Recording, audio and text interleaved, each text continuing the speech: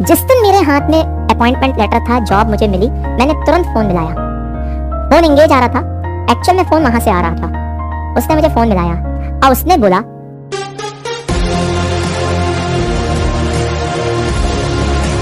देखो होता क्या है लाइफ में ना, हाँ, हर एक के कोई ना कोई एक ऐसा फेज आता है, ठीक है, जब लाइफ में किसी की एंट्री होती है। और इसमें कोई शक नहीं है कि आप चाहो या ना चाहो, लेकिन लाइफ में कभी कभी एक ऐसे पर्सन की एंट्री हो जाती है जिसको देखने के बाद फील आता है कुछ कुछ होता है, ठीक है। तो नो डाउट इन इट यार, मेरे साथ भी कुछ ऐसा हुआ जब मैं कॉलेज लाइफ में था। हाँ, तो मेरे साथ भी ऐसा एक इंसिडेंट रहा, एक ऐसा वाकया हुआ कि हाँ, मैं किसी को लेकर के थोड़ा सा मतलब मेरे अंदर भी फीलिंग्स थी, ठीक है। अब आप कहेंगे भाई आगे क्या हुआ, तो आगे ये हुआ बेटा, बहुत सिंपल सी, मतलब क्या बताऊं, मुझे बताते हैं थोड़ी सी ऐसा ही लग रहा है, लेकिन अब तुम पूछ रहे हो तो चलो बता देते हैं। और देखो ये नाम मत पूछना, क्योंकि नाम लेने से मोहब्बत बदनाम हो जाती है। बात समझ में आ रही है? तो वो मोहब्बत ही क्या जिसको आपने बदनाम कर दिया।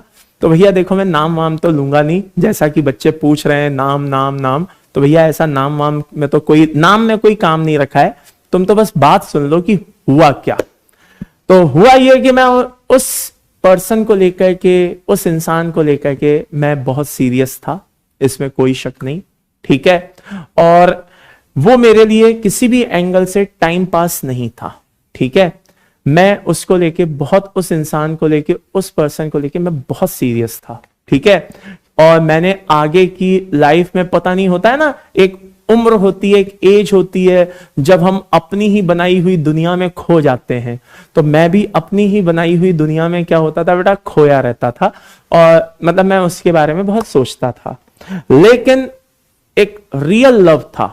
अब आप बोलेंगे आप कैसे कह सकते हो भाई वो रियल लव था? तो देखो भाई, रियल लव क्या था कि उस इंसान को पता था कि मैं उसको लाइक करता हूं, ठीक है। और मैं, जैसे होता है ना, एक हमेशा सामने वाले को इम्प्रेस करते रहना, मैं बहुत फैक्ट बता रहा हूं, मतलब ये सच्चाई है, कुछ छुपा नहीं आऊं, ये सबके साथ होता है, तुम लोग भी कुछ ना कुछ तो ऐसे होगे, समझे?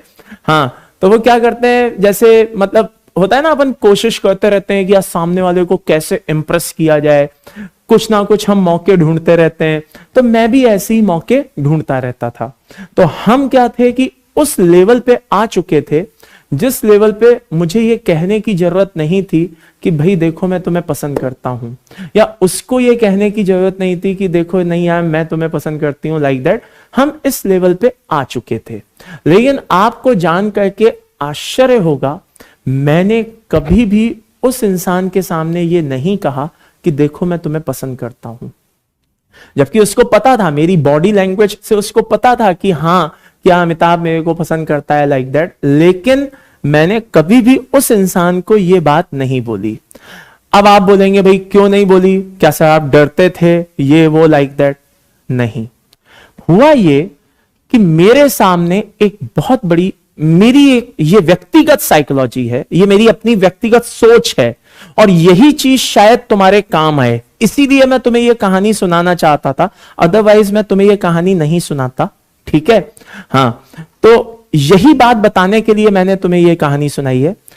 मैंने उसको क्यों नहीं प्रपोज किया, जबकि उसको पता है कि अमिताभ हमेशा मुझे इंप्रेस करने के लिए एफर्ट करता है, मुझे पसंद करता है, और नो डाउट मेरे को लेकर के सीरियस है, ऐसा नहीं है कि वो कोई टाइम पास हो, ये वो, नथिंग। हाँ, क्यों नहीं किया? क्योंकि मैं हमेशा इस बात को सोचता था कि जिस इंसान को मैं पसंद करता हूं, कल को अगर वो मेरा लाइफ पार्टनर बन जाता है, तो क्या मैं उसकी वो सारी रिक्वायरमेंट्स फुलफिल कर सकता हूं? क्या मैं उसको वो लाइफ स्टाइल दे सकता हूं जिसके लिए सामने वाला डिजर्व करता है? मेरे अंदर से आवाज आती थी, अभी तो नहीं। क्यों? क्योंकि मैं उस समय एक स्ट्रगलिंग फेज में था। बात समझ में आ रही है? मेरे फैमिली के ऊपर, मेरे ऊपर क्या कहते हैं, फैमिली की रिस्पॉन्सिबिलिटी थी, जिम्मेदारी थी। और वो इंसान ही क्या जो हमेशा अपने लिए जीता रहे। जीने का असली मजा कब आता है? जब आप अपने फैमिली के लिए जियो, जब आप दूसरों के लिए जियो। क्या खुद के लिए जिए, खुद के लिए बने, खुद के लिए मर गए, ये कोई मतलब थोड़ी ना हुआ, ये कोई लाइफ थोड़ी ना हुई। हाँ, तो by the end summary is this, हुआ क्या, मेरे अंदर ये क्वेश्चन मार्क हमेशा रहता था कि जिस इंसान की मैं रिस्पॉन्सिबिलिटी लेने जा रहा हूं, हाँ लेना चाहता हूं, जिस इंसान की रिस्पॉन्सिबिलिटी मैं लेना चाहता हूं, क्या मैं अभी इस लायक हूं कि मैं उस इंसान की रिस्पॉन्सिबिलिटी ले सकूं? और इसी सोच में टाइम बीतता गया, धीरे धीरे वक्त गुजरता गया। मैं स्ट्रगलिंग फेज में था, मैं कोशिश करता रहा कि कुछ बात बन जाए बन जाए बन जाए। मेरी कुछ व्यक्तिगत समस्याएं थी फैमिली को लेकर। मेरे फादर जो है ना, हमारी मेडिकल हिस्ट्री बहुत बुरी रही है, बहुत ही खराब रही है, बहुत ही खराब। मेरी भी बहुत बड़ी ओपन हार्ट सर्जरी हो चुकी है।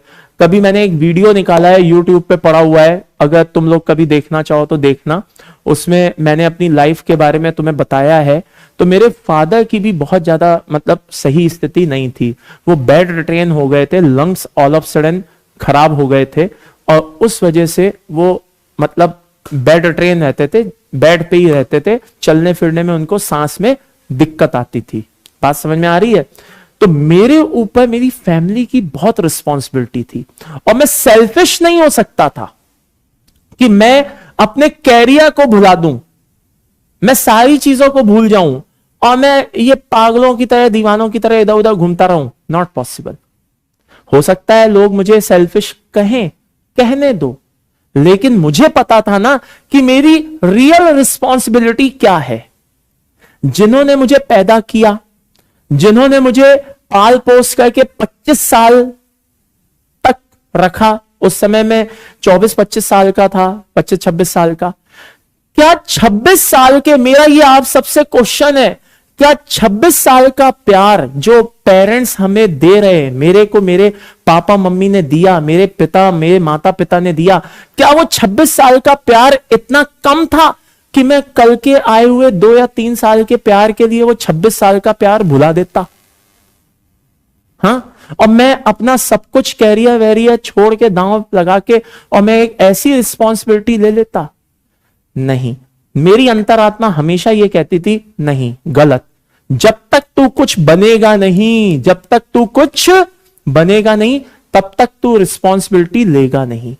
और इसी चक्कर में क्या हुआ बेटा, वक्त गुजरता गया, और एक दिन वो आ गया जब मेरे को जॉब मिल गई, और बहुत बड़े इंस्टीट्यूट में मेरी एंट्री हुई। ठीक है, उस समय का वो बहुत बड़ा इंस्टीट्यूट हुआ करता था, कोटा का। आज तो वो थोड़ा सा, मतलब थोड़ा नहीं, ऑलमोस्ट खत्म हो चुका है। उस समय का वो बहुत बड़ा इंस्टीट्यूट हुआ करता था, और मेरे को फाइनली उसमें जॉब मिल गई एज अ केमिस्ट्री फैकल्टी। अब आपको यहां पे सुन के हो सकता है थोड़ा फिल्मी लगे, मे बी, लगने दो भाई, लेकिन सच्चाई तो यही है। जिस दिन मेरे हाथ में अपॉइंटमेंट लेटर था, जॉब मुझे मिली, मैंने तुरंत फोन मिलाया। फोन एंगेज आ रहा था, एक्चुअल में फोन वहां से आ रहा था। उसने मुझे फोन मिलाया और उसने बोला, अमिताभ यार मेरी मैरिज फिक्स हो गई है। तो थोड़ी देर के लिए मैंने सोचा शायद मजाक चल रहा होगा, हटाओ, मैंने सीरियसली नहीं लिया, बट वो मामला सीरियस था। मैरिज फिक्स हो गई थी। क्या करना चाहिए था? फिल्मी स्टाइल में मैं जाकर के घर के बाहर खड़ा हो जाऊं? नहीं, इंसान को अपनी डिग्निटी मेंटेन करनी पड़ती है। मैं कह रहा हूं ना, इंसान को हर पल ये नहीं है कि आप सिर्फ अपने लिए जियो। ये देखो कि आपके साथ कितने लोगों का रेस्पेक्ट जुड़ा हुआ है, कितने लोगों का मान सम्मान आपके साथ जुड़ा हुआ है। मैंने बहुत हंस के, बहुत पोलाइटली उस सिचुएशन को एक्सेप्ट किया, और मेरे मुंह से सिर्फ एक वर्ड निकला, ऑल द बेस्ट।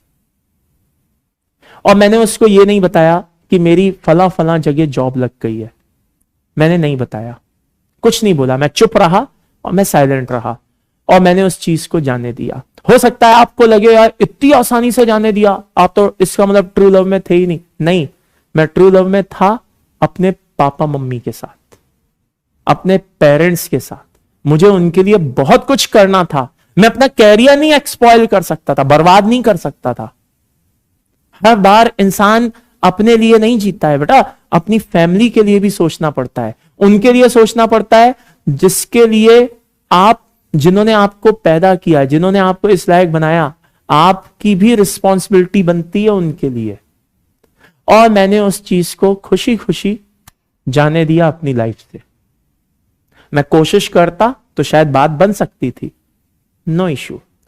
तो फाइनल कंक्लूजन ये निकलता है कि जो मिले, जो ना मिला या जो मिले, ठीक है, तो जो मिले वो बहुत अच्छा है। क्यों? क्योंकि उसमें ईश्वर की इच्छा थी। और जो नहीं मिला वो भी अच्छा है, मान के चलो कि उसमें ईश्वर की इच्छा नहीं थी। तो मुझे आज जो लाइफ पार्टनर मिला है, उसने मेरे बुरे वक्त में इतना अच्छा साथ दिया है कि शायद ही ऐसा कोई किसी का साथ देता हो। तो ये मेरी खुशकिस्मती है कि जो इंसान मुझे मिला, हाँ, वो ऐसा मिला। क्यों? क्योंकि उसमें ऊपर वाले की मर्जी थी। तो moral of the story, summary क्या निकलती है? समरी ये निकलती है कि समय आने पर सारी चीजें अपने आप होती रहती हैं। आप सिर्फ अपने कर्म करिए, जिंदगी को अपनी तरह से जबरदस्ती जीने की कोशिश मत करिए। लाइफ ट्रैक से उतर सकती है, आप भटक सकते हैं, गाड़ी डिरेल्ड हो सकती है। तो लाइफ में अगर कुछ करना है तो सही और गलत चीजों को समझने की कोशिश करिए। बात समझ में आ रही है? और अगर आप वाकई किसी चीज को लेके सीरियस हैं, किसी भी इंसान को लेके सीरियस हैं, तो अपने आप से ये पूछिए, क्या आप उस इंसान की रिस्पॉन्सिबिलिटी लेने को तैयार हैं, या ये सब ओनली फॉर फन है? तो आपको अंतरात्मा से जवाब मिल जाएगा अपने आप। तो बेटा, कैरियर बहुत बड़ी चीज होती है, फैमिली को लेकर के रिस्पॉन्सिबिलिटी बहुत बड़ी चीज होती है। उनके आगे सारी चीजें छोटी पड़ जाती हैं, सारी चीजें। तो बस इतनी सी कहानी थी। गॉड नोस बेटर है आपको पसंद आई नहीं आई, आई डोंट नो, बट जो सच्चाई थी वो मैंने आपको बता दी। ठीक है।